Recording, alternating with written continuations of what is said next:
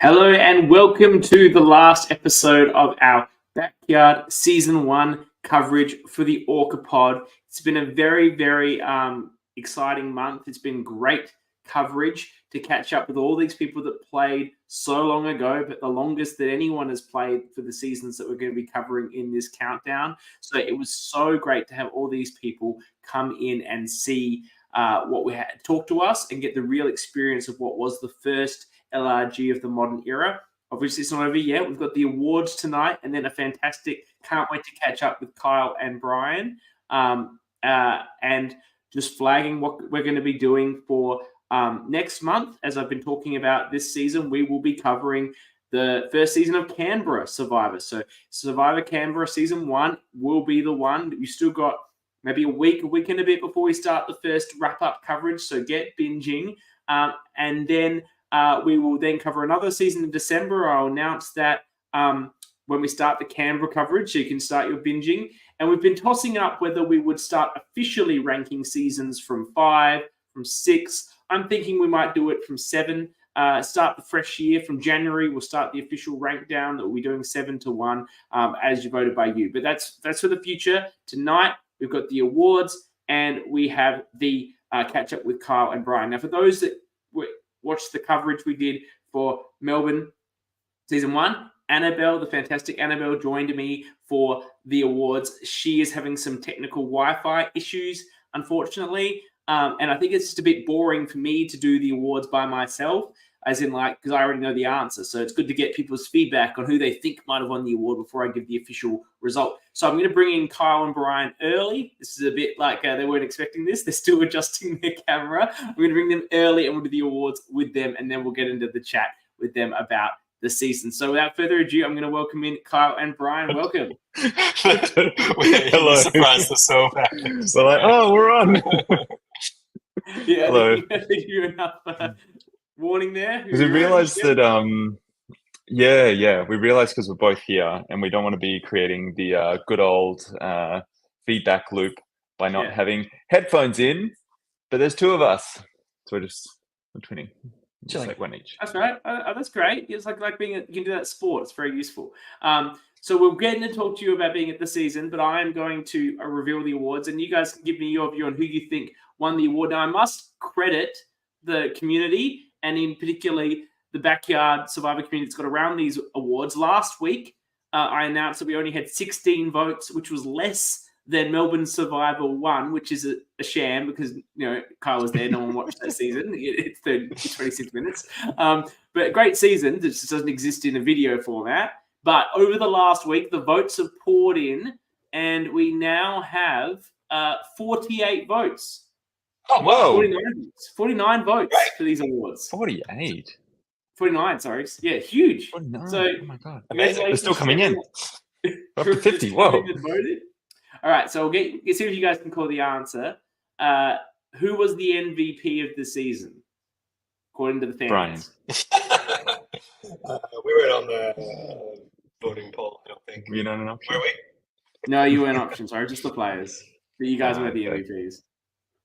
Do you want to go? I mean, I feel like MVP. Yeah, I feel like MVP. People are going to vote for Rosie. Yeah. Rosie got 23 votes, which was 47% of the vote. Well done, Rosie. Yes, MVP. Yeah. I would have said if it wasn't Rosie, it might have been Emma. Emma was equal third, actually. Okay. Yeah. 8.16 of the vote. Rachel also got 8.16 of the vote. Big Rachel stands out there. That was votes. But second place got 14 votes, about 30%. Any guesses? I feel like people vote for Sally because, I mean, if you won the season, then... Yeah, and if it's not Sally, then it's Amy. Yeah. It was Amy. Amy got 14 votes. People loved Amy's game. Yeah. Okay. Very good. Well done, Rosie. MVP, I think very well deserved. I don't think anyone would question that. Who wins the Annabel Award for the best pre-merge boot? Rhiannon was not included in the voting options. Yeah. Mm-hmm. So we've got David, Matt, Sam Braun. Sam Braun. Rachel, Tamara, and then Rhiannon. But yeah, okay, so there's only 5 to pick from. Only 5. I want to know if Sam Brond got any votes. Sam got 0 votes. Everyone votes. He got 0. Yeah. I feel like maybe David Busher gets votes here because people will have seen him again now since this season. It's between Rachel and David Busher. I would have said Rachel. You're on the mark, Brian. Rachel, 23 votes, 46%. David without the hat, second place. 14 votes. And in third place was Tamara with 14%. Oh, yeah. Well done. We'll let Tamara know. She'll love that. And sorry for you, Matt Mahoney. And yes. Which one-time player would you like to see play again? So it's the whole cast minus Calvin, basically, and David without the hat. Yeah. Right. Yeah. I think it goes to Rosie again. On this, Rosie is second, 13 votes, 26%. Okay. Emma? Emma, third place, 8 votes, 16%. Okay. Is Amy first? Then it's Amy. Amy, 17 people, 34% want to see Amy play again. Yeah. She doesn't seem that keen from when we've spoken to her to play again. So you're going to have to... Amy, the fans want to see you again. Just makes people want you more. Yeah. Don't say no. Okay. Is this season too low, as in it should have been in the top 5 or 6, or is it just right to be in the bottom grouping of seasons? I think this is what people voted. I think people said it's just right where it is. You got about 68% said it was just right. So there's 16 people. Maybe they were the 16 people of the season said that it should be. Awesome. On a scale of 1 to 11, 1 being the best, where would you rank Sally's game compared to that of the other 10 LRG winners? And so then I can compare this to the ranking that Toby got as well. Right. Okay. I've got no idea what people would base this off of. I would suspect that Sally's a great winner. I would suspect that she comes under Toby, potentially. What did Toby get in this? Toby got 6.33 out of 11. Okay. Out of 11, that's right? lower Okay. than I thought. That was the average number that he was given. Okay. Yeah. Where 1 is the best. Yeah. Yeah. Okay. It's 7.3. Yeah. I think bang in the middle. So what's that? 5.5. You're on fire with these, Brian. 5.2. Oh, yeah. So people think that Sally's game is better than Toby's. Now, with all due respect to Sally, from Toby's story of his game that he told to me specifically, so everything, the words out of his mouth about his win, which is all we really have to base Toby's game on, it sounds like he should be 1 out of 11, right? But of course, history's written, and that's only his opinion. So Sally, more objective, more people have seen the game than have probably listened to my interview with Toby, so I understand why they voted for that. I think she's definitely deserving. Okay, and so now we have all those awards or whatever. Now we have the most important award, which is the ORCA award. Annabel does the most magnificent job of explaining the criterion for the ORCA award, and I went in. I have to do it so people understand, but I need to. It's not going to be as good as when Annabel does it. But the idea of the award is to be very, very who is self-interested, narcissistic, bold, brash, threatening people, perhaps getting upset with people in ways. It's not necessarily a good survivor player, but it is the big energy character. Obviously, myself and Annabel are these sorts of people, and then with this podcast, we're giving out awards to people that are like us sort of people. This was voted on by and if you make merge, then it's always questionable whether you should be winning this award, because how awkward were you if you made it that far? Unless you were being brought along as a form of hate goat, that there's no way anyone will vote for them in the end. That's sort of like the year-end position. Mm-hmm. So, the fans have voted, and I combined their votes into a 3-2-1, and then all the other orcas that participated in our podcast have all voted. So the fan vote for this is only one orca. But I can tell you the most important award. So it's the winner of the Bromilow Medal. For those that don't know, Ethan Bromilow was the first person to win this when we did Sydney Survivor. So that's what's the Bromilow Medal. I'll just go from the bottom. Rem got 1 vote. Amy O got 2 votes. And whoever voted for Amy O did not understand the criteria because she is a lovely person and not. Calvin got 2 votes. And then equal third was Emma and Dan. Definitely meet the criteria. And Rosie was second, but the winner, who was also the person I gave my 3 votes to, is Matt. 100%.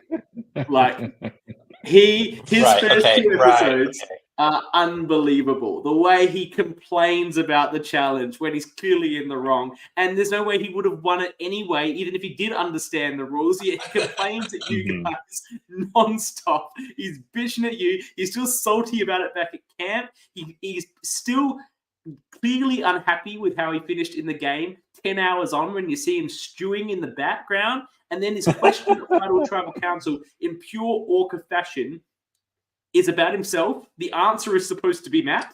And he's still just thinking about, how is this about me? So I stand Matt as a character, as a power player, gives no fucks, just says whatever he thinks to you guys, to his tribe mates, blames everyone but himself. No ounce of self-recognition of his own mistake with the challenge. No.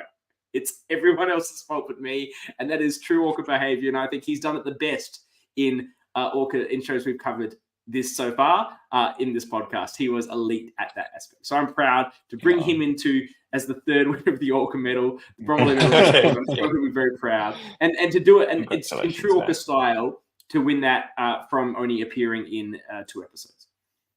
Yeah. All right, so that's the awards out of the way. So good to have you here. I want to hear, because everyone says, all the other people, the creators, the hosts, how did you get into this? Oh, I saw Backyard, I saw Melbourne, I was inspired, I want to do myself. Well, you guys were first. What made you think this would be possible? I had friends that almost organized it for my birthday, like 6 years before Backyard. And then it didn't happen, but they told me about that. And I think when we were living in London together, I said to Kyle, once he had started watching Survivor, like, oh, my friends almost did this party. And that, I think we spent most of London just like downtime throwing around like, oh, what if this person, like, what would this person be like in Survivor? And what would this person be like in Survivor? And then we moved back to Perth, and a couple of years went by.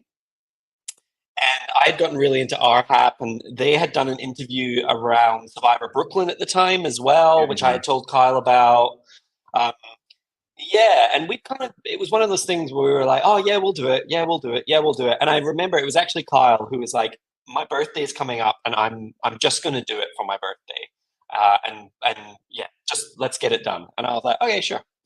Yeah. Now, like, our birthdays are close together, so it's like, we'll make it a joint birthday party. And if there's ever a time that you can talk people into doing your crazy themed idea, well, it's for our birthday. You don't have to love Survivor. Absolutely. Like, I've been guilting people into doing shit for my birthday for a long time. I once got a bunch of my friends together. This is a bit off topic, but I think you guys will like this story. I'm not 100% sure, but I think you will. I know some people watching will. I got my friends, some of which liked Buffy the Vampire Slayer, most of which were not that interested, and we performed to ourselves the Buffy musical, dialogue and songs. And you had to learn the song without words. Like, you had to learn to sing to the music without like support, timing, everything. Yeah. And my friends even learned the dance number. Yeah. I'm not going to be surprised, CK, if this is what Kyle does for his next birthday. I'm rather jealous that I wasn't a part of that. Which role would you have wanted, Kyle? Which part? Yeah, which role? Maybe Spike. I think I'd go for Spike. Yeah. Spike. Yeah. I haven't seen it, but I know that Alison Hannigan doesn't sing and that she's really bad, which is also me. So I'll play that role. Yeah. Okay. Perfect. So I love that, and I 100% agree that it's a great tactic. I guess it's one thing to play the game though, and have a game like I've done. People do amazing races and stuff like that. But to actually think, no, we're going to film all of this, then we're going to put it together, and it's going to be a 10-episode thing. Like I've done a little amazing race once for where we filmed it, and it was like an hour. When we made the video. To do a whole 10-episode production. When did it start snowballing into that idea from just, hey, let's do this for fun for the birthday? I'd say it was a bit of a roller coaster, really. You have the big picture idea, like the blue sky dream, where it's like, right, we're gonna have these challenges, like these are our bucket list item of challenges that we want to have. We want to film it like this. We want these people, and then as it's getting closer, we were also like so ambitious for the time frame we'd given ourselves. Like I feel like it was maybe 2-3 weeks of pre-production for this one. Wow. Where we were like, we put it out there. We're like, we're going to do this thing. Yeah, cool. It's like the Christmas break. So like between Christmas and my birthday, 12th of January, it's like, that's when we'll make the challenges. And so, we just kind of like dove into what challenges we could make, and then through that process sort of like starting to remove some, being like, we're not going to get to make that, let's come up with a new idea. We were extremely ambitious and underestimated how long everything took. We were like, we can paint like 100 blocks in like half an hour, that's fine. We can learn to use power tools for the first time, it's fine. Did you have the power tools, or did you borrow them from someone? Oh yes, borrowed from our masculine family members. But even like as it was getting closer, we're just like, how are we gonna get these challenges finished, and also prepare what we need to film it as well? So we started to question, like, are we actually going to film this? Are we going to be able to do that? How many cameras did you have? Because it was 5-6 years ago, and filming on like iPhone wasn't so viable back then. You can do it now. You still want to use better cameras because we're all at this point where we want to make these elaborate productions. But you still, if you've got a crew member there and you say, you see something good, just do it on your iPhone. If you don't have a phone, it'll be fine. But back then, what did you have? Like proper handheld digital cameras? How many? There was a few DSLRs going. Yeah. I reckon we had like 3-4 DSLRs there. And that would have been mostly what we're using. Yeah. There was like filming on phones as well. But just varying qualities.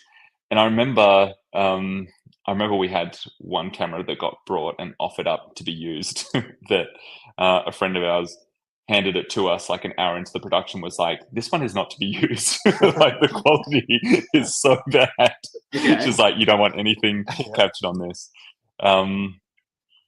But like sort of, I think the night before we were like, don't know if we're going to get to film it, but at the very least we'll get to have run a Survivor game, have invited our friends, play it out. It's going to be a good day. If we film it, maybe it's just like getting a few, like a highlights reel. Type of thing. Like Melbourne. It ended up being like Melbourne one. Yeah.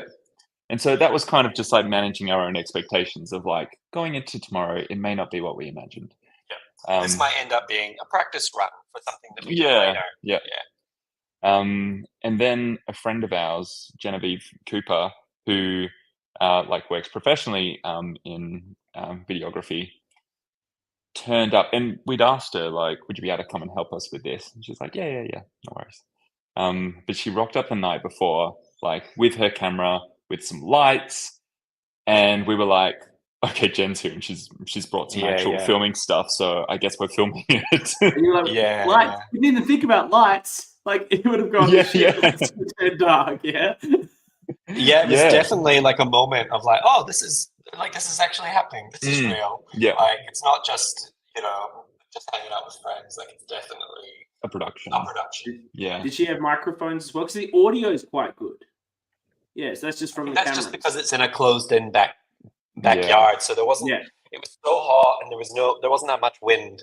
Mm. And it was such an enclosed space. We could get up close. Yeah, so Yeah. don't like We were surprised actually because we like recently rewatched it for the first time probably since 2018. Recently just to prepare to come on and chat about it. And we were nervous about what we were going to watch, sort of going back to season 1, like, oh, what's the quality going to be like? And when we edited it, like we didn't know much about video editing and you were the learning mixing editing sound, when you did it. all of that. Yeah, you Literally. learned editing. Yeah. Yeah. And so, yeah, we were kind of surprised watching it of like, oh no, you can hear what people are saying. It's not as bad as we thought it was going to be. Yeah, well, that's an interesting thing, like because so you've done this so many more times in a production and editing sense.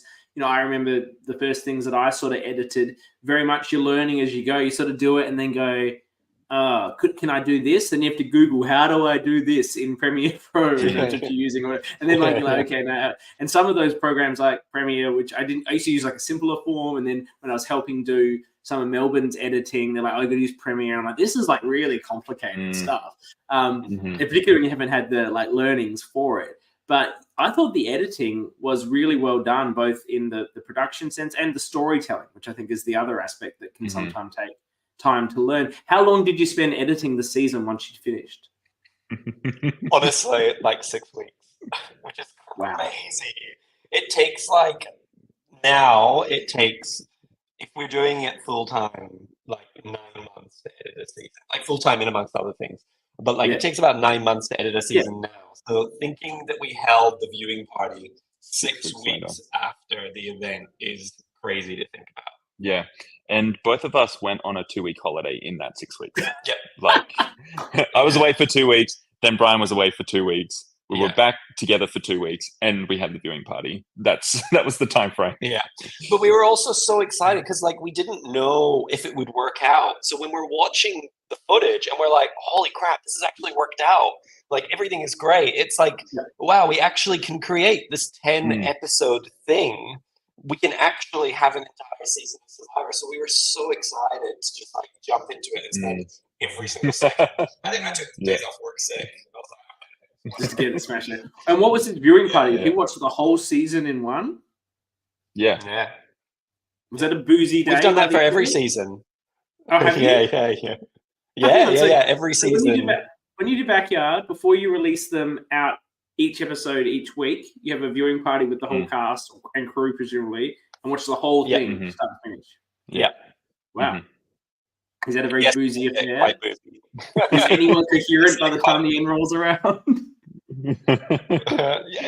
You get a lot of the hypothesizing at the end of the night where it's like, oh, if I had only done this, then this would have played out this way. And like, what if this had happened? There's endless interactions like that.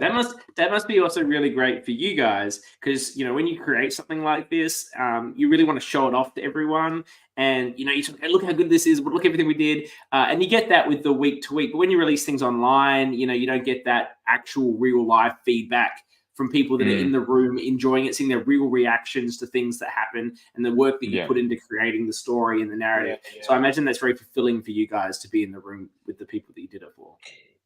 It is. It's also like a relief because like so many crew come and give their time and so much time going into it. And then the players put themselves out there and in this really kind of like vulnerable way, hand over all this footage of them and assume that we won't sync them or make them look bad. And like there's a lot of trust involved, and it's kind of like a relief to see everybody enjoy it and that feel like it was worth it when they've given so much to us. Like it's nice. It's nice to know that people, they don't walk away being like, "Oh, I'm not doing that again." It's the opposite. They get so excited by the end product. Let me ask you a bit specifically about this game. It was hot. Very hot, 40 degrees, maybe 39. Was there any thought of maybe postponing the event when it was going to be so hot? Or no, like, fuck it, it's Survivor? I don't think so. No. Probably should have. Yeah. But, you've organized like so many people, right, to rock up. It's look, this was 5-6 years ago. The decisions you would have made 5 or 6 years ago, running a thing for a bit of fun, are not the same decisions you'd make now. With like a sort of a responsible producer's hat on, perhaps in a way. Like you worry about safety and things like that. I don't know, CK. Season 4 was pretty hot. Was it? How hot was season 4? Yeah. Season 4 was high 30s as well. Yeah. I think season 1's still the hottest one we've done, but season 4 was high 30s, but also out on the sand. Yeah. Oh, so the Redemption Island was even more brutal. The redemption part was even more brutal. Yeah, but they at least had the tree of shade and weren't like, I don't know, there was a lot of downtime for them. I think Yellow Camp gets it the worst. Like they had no trees. They had no trees. Yeah. Wow. Okay. So, all right. You know what? It's Survivor. It's just like when I played. That's right. Harsh Survivor. Conditions. Yeah. Mine was just the coldest it's ever going to be, and it was like maxed at like 4 or 5 degrees and pretty much rained on and off for 2 days. So and stuck in a challenge in the middle of the night in the rain for like 36 minutes doing a puzzle. Like, if you want to quit, you can quit. Well, no one quits these things. Like that's the thing. People are quitting Real Survivor after a day. No one quits Australian LRG. Yeah. I remember we were having to put cameras inside in the air conditioning because they were shutting down for season 1. It's like they had to go on a rotation of like going to the air conditioned room. And I think the players as well were keen for their confessionals because that was inside. So that like random backdrop that they do their confessionals in front of. The house was being renovated. So that was just like the ground was sand. It was like a renovated bathroom after everything had been removed. So they were just like sitting on sand, but inside the house in front of that backdrop. We understand the worst place to do a confessional, which I think only applied for the first 2 episodes, was in someone's van. Yeah. Oh my god, I love watching that van. Once we realized that we had to have confessionals in a van, I was the one that was responsible for like decorating it with the leaves, and then just like watching them slowly die across the season is hilarious to watch. I love it. I love the thought that like, this van by itself isn't doing it enough. Like we better deck it out. Like it's so embarrassing. Yeah. I didn't actually, to be fair, look, I didn't notice that there were confessionals in a van until one of the contestants, I think Emma, mentioned being in the van. Yeah, okay. It was her tribe. So I didn't realize that was happening. It's so funny. Well, with the cast, they were all people you guys knew from different walks of life. It seemed like you managed to thread a relatively good level of not having too many people that knew each other and then to split them on the tribes. Obviously, you just guys have lots of different friendship groups that you were able to pick and choose from for this objective. Was there anyone in there, anyone that you wanted to play that didn't get to play that maybe came back another time? Mm-hmm. Yep. So Sarah, who ends up playing in season 2, she was on the cast. And then something happened with her leg, I think. She ended up in hospital the night before. Yeah, so she ends up in hospital. She's Emma's replacement. She's the one that Emma comes in for. Yes. That's right, Yeah. And then, it was wild as well, because like Sarah was in hospital in the morning, couldn't come, but does rock up later in the day to watch it play out. You'll notice that when the votes are when people are going up to vote, I'm never sitting at tribal council because I'm the one that would like run and film the votes. Yeah. And I always remember at the end of the day, Sarah was there and she was holding the light up on the voting table. And as I remember like someone left to go around the corner and Sarah was like, "This is so cool. Please do it again so I can actually play next time." And so it was cool to see her like actually then go on to play in season 2 as well. Sarah was the one with long black hair, is that right? Am I getting right? Who's Sarah? Blonde hair. Blonde hair starts on the green tribe.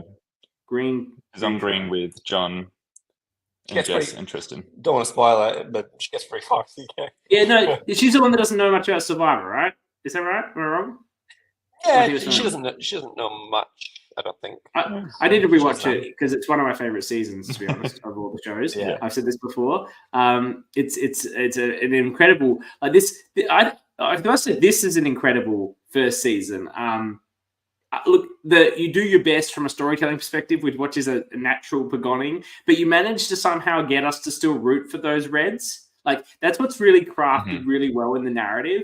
You want the Reds to do well, even though they're just pagonging the other people. I think it's an element of they come across, for the most part, as a bit of an underdog tribe to start, then succeed in spite of that. Then they get swapped in a way that, yes, it puts two people to the absolute slaughter, but they're not going to win challenges. And then those two people go, and then they have to win a challenge, which they do. Mm-hmm. So it's a really strong underdog narrative, even though they're never actually underdogs. That you did in a masterful way of crafting as a narrative, as was from my personal opinion. And then you got the fallen sort of moment for Rosie, who everyone, if you're a Survivor fan, will be rooting for to win because she's playing such a strong game. I really enjoy. Yeah. I think also there are 5 very likable people. Yeah. Like in real life, which I think makes them easy to root for as well. They're also like 5 very different people. They all have kind of very different personalities, but a lot of them are like bringing the funny zinger confessionals. And then you've got like Rosie as well, who like is also doing that, but then like playing the like really strategic game. And then it's just I think they're just like 5 really easy people to like and watch. I agree, and I agree with them in different. In a lot of ways, very likable in different ways, and seeing everyone loves it when a team of like different people come together and use their individual skills. It's like a Captain Planet moment with that group, and everyone enjoys that sort of, part of a story. Like it's a common trope and it's common for a reason. And when it works out in something like this, it's particularly enjoyable in a reality TV sense. I want to ask about something that has been bugging me for a bit on the watch, and like these are the sort of production decisions that people make. And you're doing these for the first time, and later on you go, probably shouldn't have done it that way. What were the actual rules around hunting in these eskies for the clues? Mm-hmm. Because some people, it seemed like they were reaching with not looking, but then later on, Rosie's just in there, like, rummaging through it. Yeah. I mean, the goal for us was to be discreet about it. So the instruction was the same for everybody. And the instruction that we had, or how we would go about it, was that we bring people in for their confessional, we start recording, and then we say to them, you can grab a bottle of water from the esky, and then we'll do your confessional. So they can grab a bottle of water, and then we just go into their confessional. And so some of them are just like, yep, cool, grab it, don't look. In fact, everyone pretty much does that. And like, if you watch Rosie, Rosie also does that. Yeah, it's only the second just grab it and then walks away.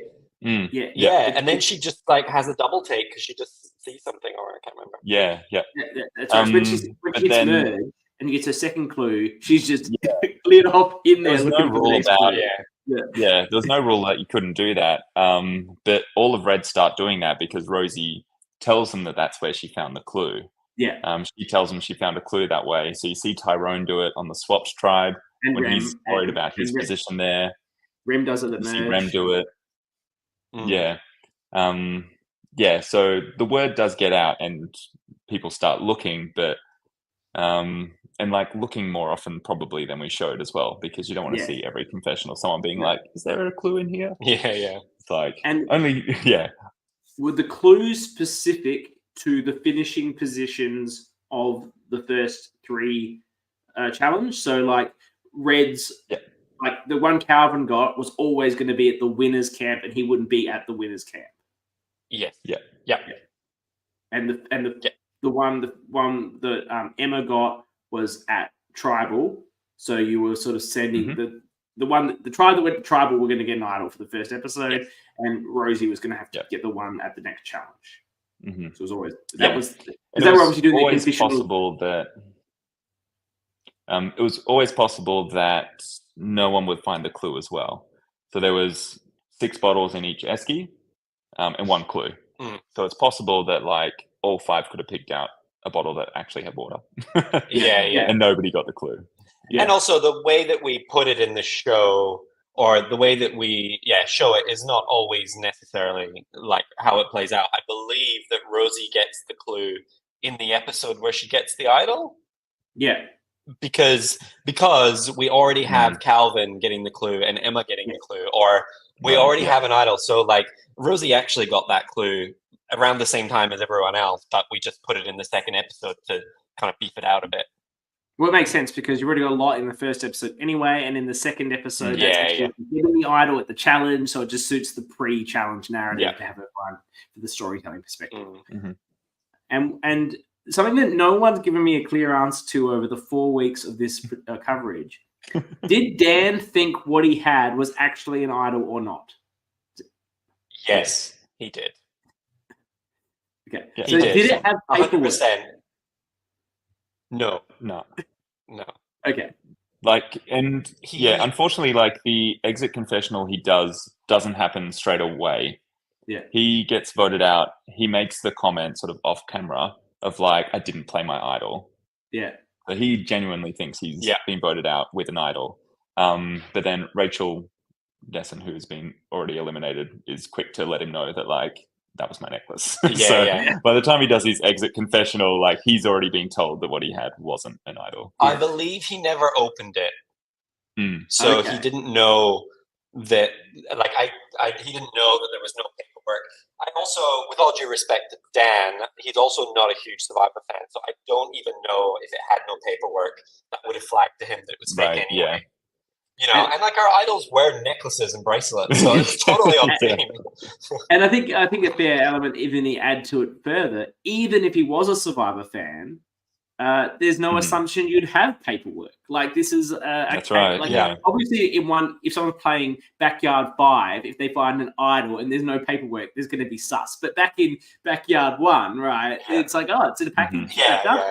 Yeah. There was this moment before, because Kyle came round before that merge vote, and we put all the votes out, and there was Daniel, and we knew that it was going to be a tie, and we knew that Rosie had that idol, and we knew that Dan had the fake one. And I remember looking at Kyle being like, "Are you ready for this? Because like we have to have like game face on and not break." And I remember asking you if anyone had an idol or anyone else had an idol, and just like the silence. And like trying not to look at Dan. You're like, Dan, play this. You're like, look at it, play the fucking up. I was, I really wanted him to play it, but he didn't. Yeah. You understand the true concept of production interference when that opportunity for such an amazing moment is right on the precipice, and you just you understand why in Real Survivor there's rumors of, you know, if that's the situation, they don't tell them to do it, but you start having confessionals like, so do you think you'll bring your idol tonight? What would make you think about playing your idol? Like a lot of questions about idol. So it puts them in their head. And obviously you don't have the opportunity for that to set him up. But he had every piece of information possible to know to play that idol. It's unbelievable that he didn't in that circumstance. Yeah, he assumed they were voting for him. And correct. Yes. Correctly assumed. Why not play it? Yeah. And I don't think he had any information to suspect that he had successfully swayed anyone either. No. You know? Like, I don't think anybody went in there thinking it wouldn't be a tie. The only real question was, would Rosie play it on the correct person that they voted for? And I think Rosie also does the right thing. Like, Rem is the probably more obvious target, physically, but also I don't know if it comes across on the show as much because maybe we just didn't have the content, but like Rem was really like right next to Rosie a lot of the time. And like Rem was pretty smitten with Rosie. Rem was because he keeps calling her Rose. He was pretty smitten with Rosie. So I think and they make the right decision by not playing it on voting for Amy. And you know, the only thing that Rosie can look to do is like Rem's this obvious one. He's betrayed them, whatever. He's a threat. Like, yes, she could try. The other option is try and pick between Tyrone, Sally, and Amy, but really that's an impossible choice because you just it's like trying to pick, pick a card. Like they could do it on any of them. There's no reason to do one or the other, like over the other. So you'd have to fluke it. But can you imagine if Rosie had parvatied that tribal council and was just like, Rem, Amy, you're safe, and then just like everyone being like, oh shit. Yeah. If Rosie plays it on Amy, then Daniel plays his fake idol. Yeah. Which is awful for him. Which is even worse for him. I know we've been really harsh here, but as the Survivor fans, we just wanted him to play that fake idol. We wanted him to play it, and you guys say this is not an idol, and he's like, what? You know, like, this is something as well where, like, for us not knowing what to expect going into the day, like, when we found this out and, like, telling each other, I think you might have told me of, like, are you aware that there's a fake idol? And it's like, what? Yeah. Like, people have incorporated fake idols already at this point. Great. Yeah. Again, another one of those moments where it's like, it's actually happening. Like, we have a season of Survivor on our hands. Yeah, it's been made, it's been found without anyone else seeing he's found it. So he's really chuffed with himself because he did it in front of everybody. He's living high and he needs that idol. He's going to use it and merge. Like, it's amazing. Like, that's what you dream of when you're putting these things together. You know, these players can tell their own story. And you know, if we're talking about big moves, I was talking with Kyle, I think on chat or after his interview we did with Melbourne, where Calvin's, you know, misplays that I've talked about on this show and this coverage previously. But I don't accept his Rhiannon wanted to go position. I wouldn't give a shit if I was him if Rhiannon wanted to go. I'd be putting my foot down that we are voting out Rhiannon. Like, I stand by that was the right move. But I feel like it's probably the birthday vibe of everything, that if someone says, "Oh, just vote me out," then... like I think what it was, and like really what it came down to, was this fear of Rosie. Like, Rosie has just dominated in idle hands. Rhiannon was the last one to go up against Rosie in that challenge, and she just completely buckles under the pressure. She stands there, doesn't move, and Rosie knocks it down. Rhiannon is terrified of her. And so when they go to this tribal council and it's between Rhiannon and Rem, Rhiannon is saying, he's the one that can beat Rosie, not me. That's why she puts herself up, because she's like, y'all need him to be able to beat Rosie. Like, so that's really why she goes, like, you know, he's a worthy contender. So, like, if you disagree on me, then that's fine. Yeah, I get that. But Calvin has the read on the edit that Rem's going back to them. To take him out. He had no risk. Like, I appreciate that if he wasn't protected by an idol, pushing the rocks in that scenario is not necessarily the optimal move. But when you're, that's like the one time, because rocks has to be unanimous. So you know what? I'm not agreeing. So let's go to the rocks. I think it's pretty interesting, though, to think about, like, so across the cast, Calvin and Rosie are the biggest Survivor fans there. Also, Zach was meant to play in season 1 and then didn't, and ended up playing in season 3. So Calvin and Rosie are the biggest fans, and it's kind of interesting that I reckon they went in opposite directions. Like, Rosie used that fandom and knowledge to really corral people. And people loved it, and then becomes this huge target. Calvin does the opposite, where, like, Calvin plays a much more cautious game. And I would suspect that Calvin did not want to put himself out there and blow his cover as the big Survivor fan. Yeah, and particularly when, you know, Calvin's gone on to play much bolder, bigger games than he did on Backyard. I think this one, he thought, I could be speaking for him, but he thought, like, lay low, don't make waves. Now it's not the time. No, that's what he said in the interview. And then, you know, as a big personality wants to play a big game, he regrets those moves, and I fully get it. Like, the first time you play, you're just even no matter how big of a person or character you want to be, big of a player, you want to make that merge. You want to have the whole experience, so you get scared. Whereas you can tell in Melbourne too, he's like, I don't give a shit. I'm just going to play as big as I want, and what will happen will happen, you know. And I'm sure, you know, he finds that game more fulfilling to watch back than this game, because he left it all out on the field, right? Rosie, you're right. Her strategy it's great to compare the superfan approach. I don't think her strategy would work with most people. Most Survivor fans couldn't run that strategy, and people not want to get rid of you before the final 5. You know, I think it's a testament to her personality and how likable she is and how well she is able to disarm people. That didn't freak them all out. Yeah. I don't know a huge amount about other LRGs, and like I wouldn't know the intricacies of all the games. But I have this theory that like personalities like that really kind of use their survivor knowledge to corral people, do good in LRGs at the beginning, but then can't make the finals. Because of the fast nature of the game, people love it when someone else steps up and makes all the decisions and runs the gambit at the beginning, because then they know it's not them and someone else is doing the work, and they're confident that they'll be able to kind of find their feeding and then footing. And then it's later that it becomes a problem for them. And that happens, I feel like, with a couple of people in Backyard.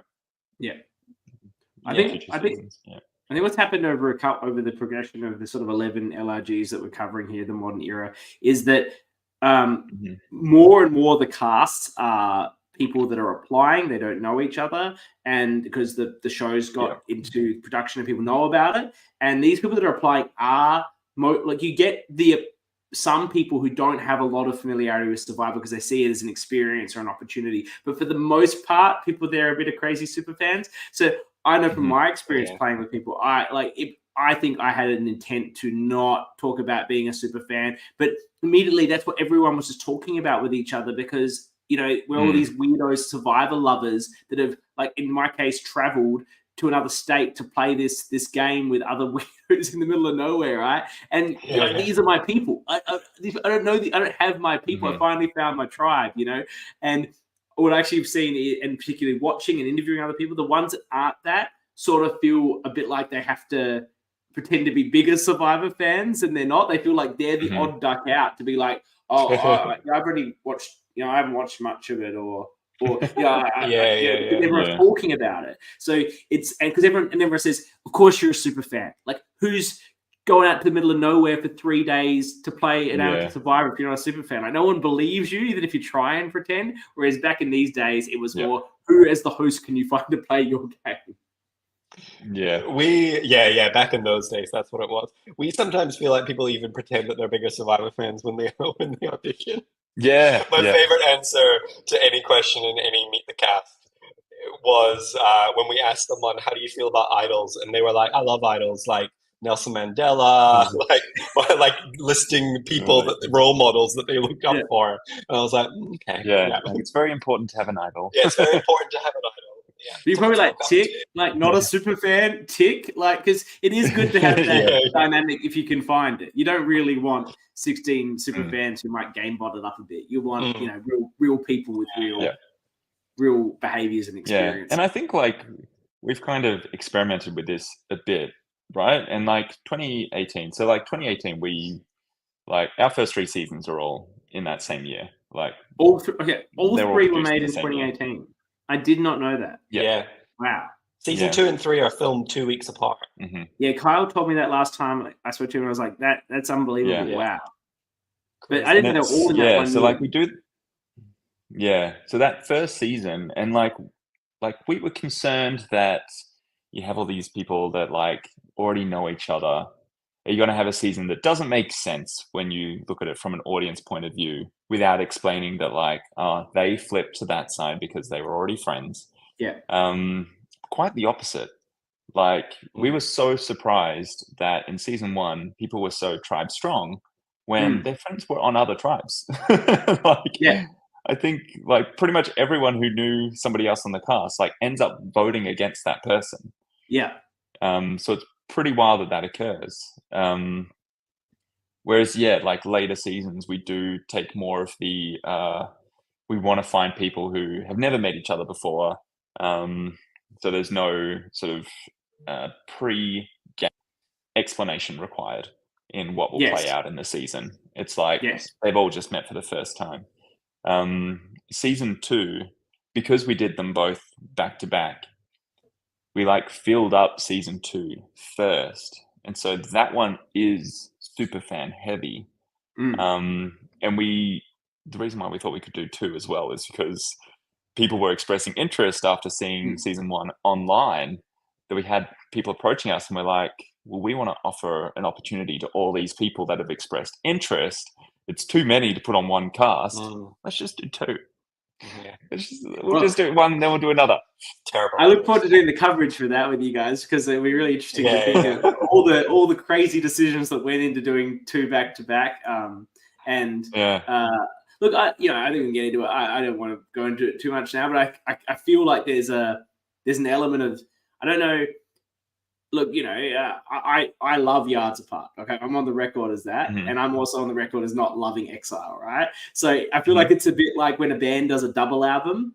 If they're just doing one album, it would be like, sometimes the second album is like the filler from the a couple of good songs. That's just my personal opinion. But as a Yards Apart is probably my favorite of all the LRGs.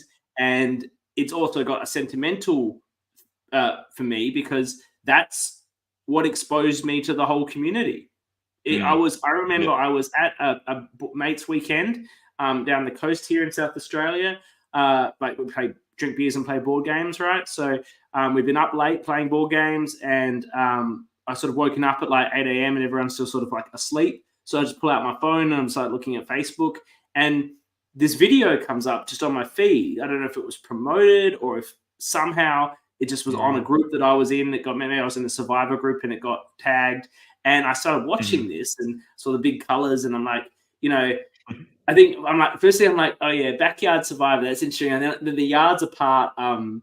I'm like, oh, I like this pun. I love a good pun. I love the words pun. I'm like, this is a good pun. And I was only watching, I'm like, this is really good. I'm like, I could do this. I could play one of these. Like, this would be an amazing thing to do, and got me investigating the whole community.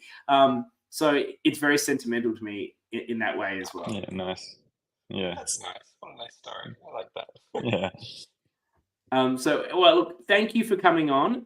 Thank you for being a real supporter of what we're doing here. Kyle's been on both seasons so far, obviously, but I know that you've been posting a lot on your socials and promoting the podcast we're doing, which is really great to get your community in and watching it. And then the whole idea of this is hopefully that piques an interest where people will go and watch Canberra next month if they've never watched that before. And I like the opportunity to be able to get these people that played seasons where there wasn't a lot of this external coverage, whether it's done by the program themselves or done externally. You didn't have the opportunity to be interviewed and talk about your game and have people talk about your game. So I'm sort of trying to give that opportunity to everyone that missed out on that because you played a while ago, but more so to get people engaged in conversation about seasons that they might not have watched.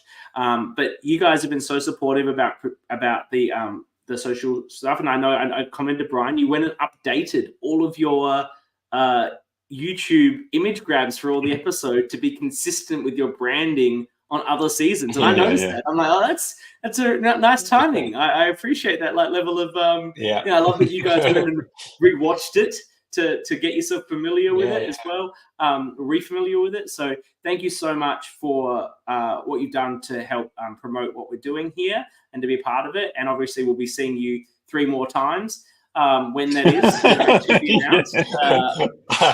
But I don't know if I can commit to watching the whole of the seasons again. I'll have to use my memory for the other ones. I'm watching. You can use your memory. That's fine. Like I'm watching like all of these. I have to binge them like in anticipation. And I also have to take notes, which is something I don't usually do. When I do the weekly coverage for a season, I just do it from memory. I watch the episode and do it from memory. But this, I take full notes and everything. But I'm really enjoying this opportunity to showcase all these seasons, particularly where there's a bit of a lull in seasons at the moment. It's a great way to keep the community bubbling. But you guys have been really, really supportive, as I've said, in terms of what you've done in conversation with me and socially, and helping me find some of the cast. You were surprised was able to get Sally. That was exciting. You didn't think I'd be able to get Sally? It's kind of great. Yeah, I think it's so great what you guys are doing. And thank you. It's been a thrill to see some of these people pop up. And, Yeah, like I wasn't sure if Sally would want to do it. Like it did happen like 5 years ago. Yeah. It's just a birthday Like party. a she went birthday to party, 5 years yeah. ago. It's like, I'm going to do an interview about the birthday Yeah. party. Like I think if you had told Sally, you will be the OG winner of something that at this point 11 other people will sign on to, Sally would be like, wow. Yeah. And I explained it. There's only 11 winners. There's only 11 winners, and now that over 100 people have played in these things, so it's pretty special to be a winner. No, she was great, and Amy was great. So Amy's got a comment here. Thank you for your feedback. I never Amy. know how to see the comments while I'm on here. I can't see them. Amy said, thank you for showcasing season 1's humble beginnings and giving us an opportunity to chat about it. So yes, thank you, Amy and Sally, who came on and did the interview as the winner and runner-up. Thank you to Calvin, Rosie, and Emma, who came on and did the tea party with Annabel. Thank you to both of you. And thank you to Jules, who covered the first, did the first season of me, where we covered the whole season as the first kickoff. So look out, in about a week and a bit's time, I will be starting Canberra 1. I actually need to start watching Canberra 1, like now. But I watched it before. I've got to rewatch it now. We'll be watching Canberra 1 and talking about it. We'll have same structure. We'll have voting. We'll have the episodes with the winner and with a tea party crew, and then the catch up with Dan and Am as well. So it's going to be really, really fantastic to do that. And then we'll keep rolling on as we celebrate all these fantastic Australian allergies. So thank you to everyone that tunes in live and comments. It's so good to have the live reactions, but I also know a lot of people listen to this after the fact when they're at the gym or running or whatever. So I really appreciate everyone who's listening and supporting what we're trying to do in supporting the LRG community. So we love you all, our listeners, and we love all our watchers, and we love everyone that's part of this wonderful community. So thank you all. Thank you.